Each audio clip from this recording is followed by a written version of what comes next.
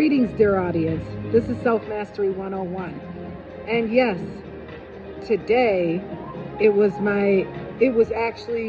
been fighting war, but it's declaration of matching and vengeance. So, you know how I told you about all the stunts that people have pulled on me where they're sitting next to me? I actually did that and started following them around and becoming a gang stalker. They did not like that one bit. I played all my prayer songs all loud, and that's the way it's going to be going forward, because there's nothing that they can do to me. They can't even lay a finger on me, since I'm in God's hands, and I'm not going to continue to live in fear. But it wasn't even really fear. I was trying not to have conflict and trying to do things in a peaceful way. But since they don't want to be peaceful, I have no choice but to match everything. And I'm okay with that, because they're such sensitive little creatures, and they can't even take Bible verses. But when one is matching and following them all over the place, I'm just going to dish it out. They can't take it, but they can sure dish it out. And they're going to learn how to do unto others as they want done unto them. They apparently want to be followed around, and they want people to sit next to them when there's a whole bunch of empty machines.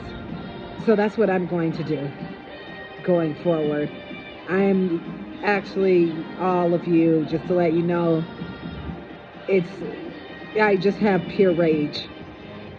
There's no more conversation, and I'm going to tear them up. I don't care. They have went out their way to ruin my life. I was always trying to be peaceful. They don't want to be peaceful.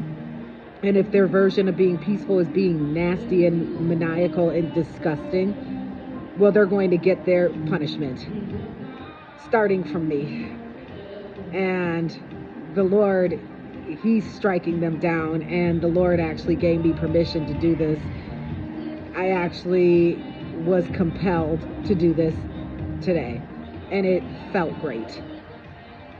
So sometimes with standing up to the bully, you might have to match it. And don't be afraid.